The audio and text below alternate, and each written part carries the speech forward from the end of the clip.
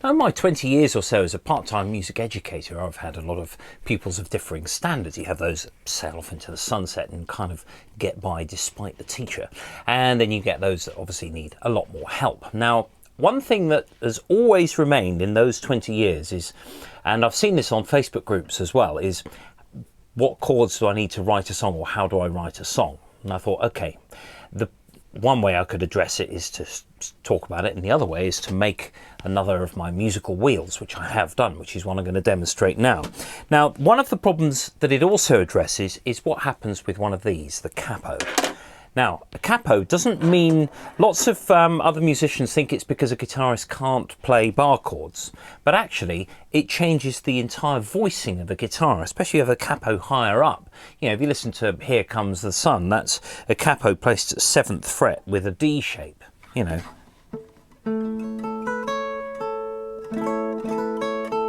And it's nice, it sounds almost like a mandolin rather than a guitar. So there are many uses for the capo, but just comparing the piano and the guitar,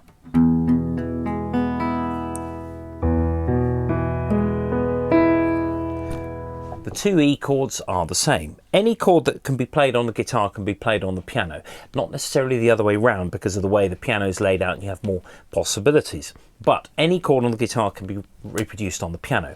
But let's say the songwriter has capoed their guitar at 1st fret and played an E shape.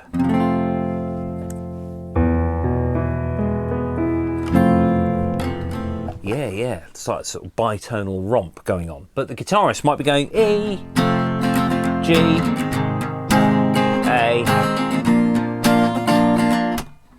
back to E again. But they're not. They're F, A flat, E flat, and back to F. So there's the problem. So a guitarist really should be able to say what chords they're playing. If it's an open chord, just call out everything a semitone up. F,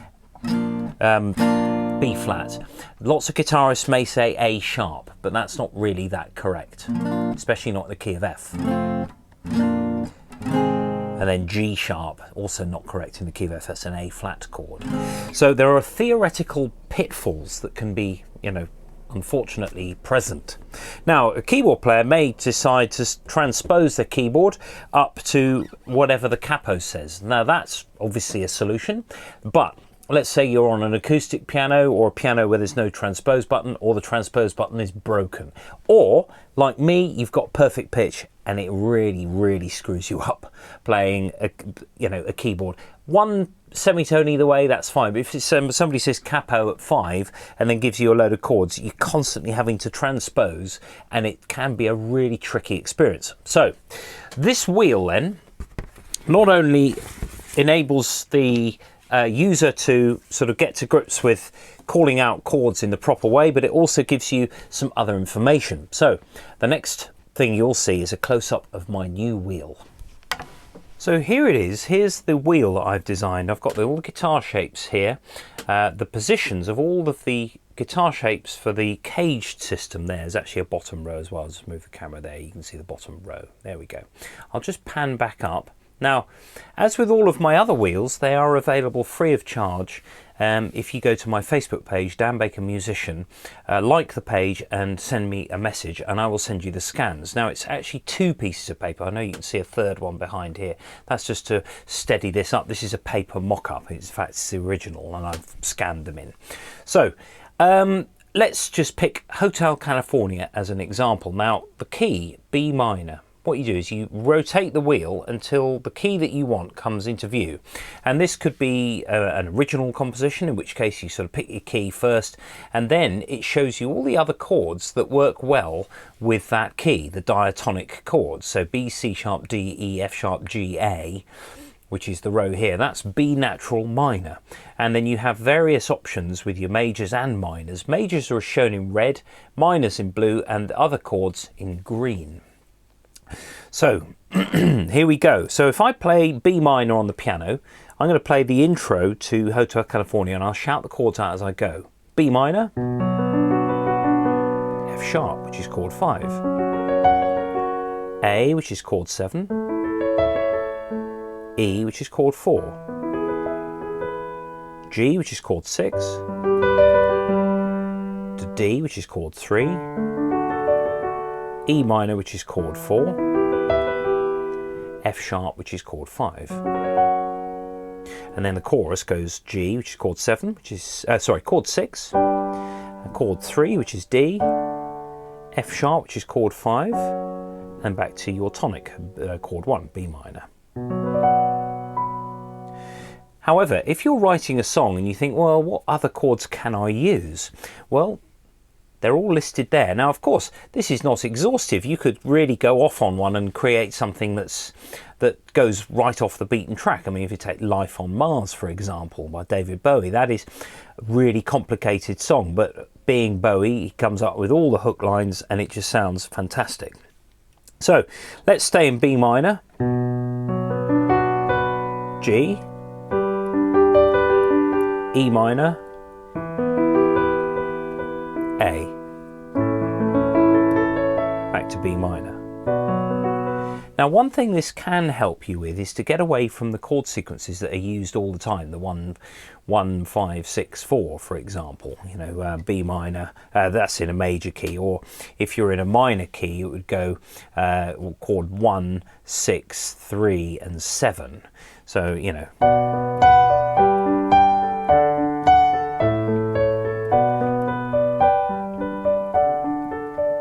Now it's okay. It's, you know, as long as your production is really good and the song says a lot, because it is all about the song. It's not all about the chords. The chords simply support the top line. They support the subject. They support the singer or the lead player, and that is their job. You know, so making something overcomplicated for the sake of it simply isn't going to work. But we could go, you know, B minor, D, F sharp, G. What's wrong with that?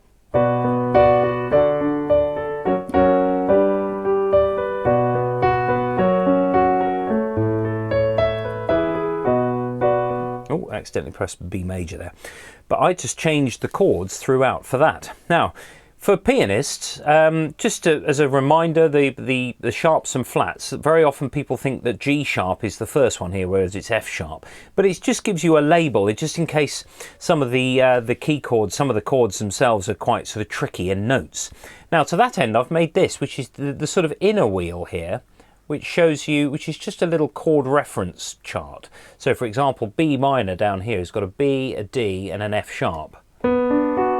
So and B major, you would find your, you'd find the other, there we go, B, D sharp and F sharp. There we go, so there's a B major chord. So that's just a little reference wheel. I've made other chord finders, but I just thought it would be useful to include it here, as this piece of paper can also be printed on the same sheet as the inner wheel.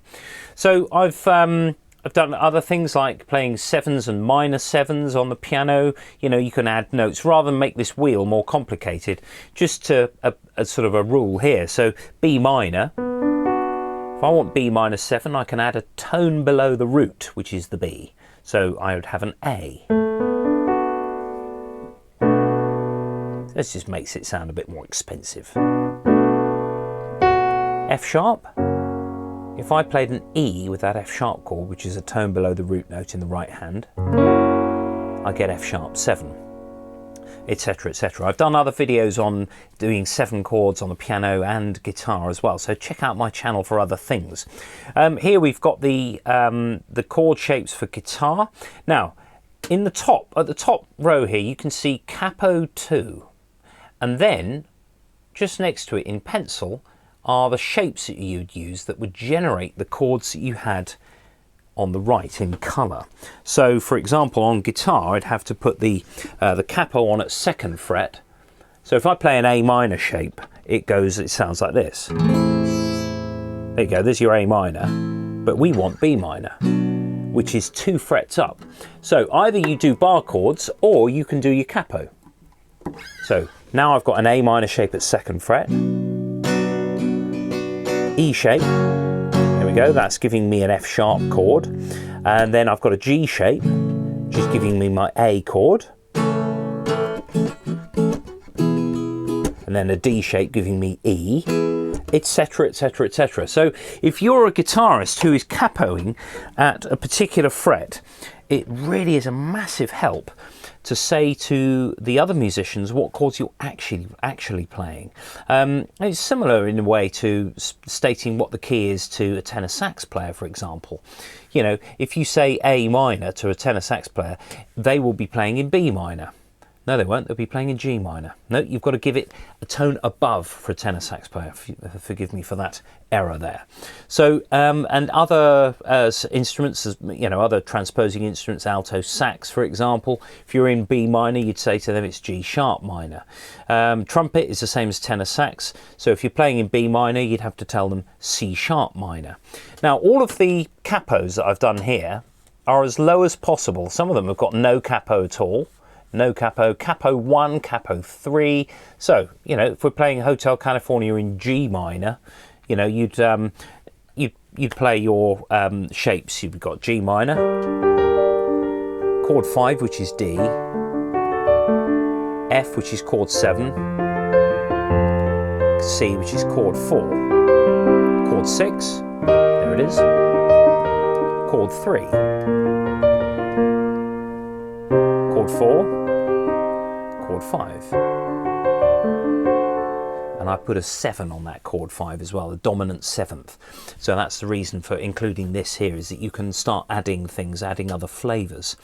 Now there it is. That's kind of how this works. Now the shapes are given here. Wherever there needs to be a bar chord, it is specified. So for example, if you're capoed at 3 and you want a D chord, you can play an A shape with a bar at the 2nd fret. Now that doesn't mean 2nd fret absolute on the guitar, it means the 2nd fret of wherever your capo position is, and that's shown here. So there we go, there's a chord wheel and a sort of harmonic sort of songwriter's companion, if you will.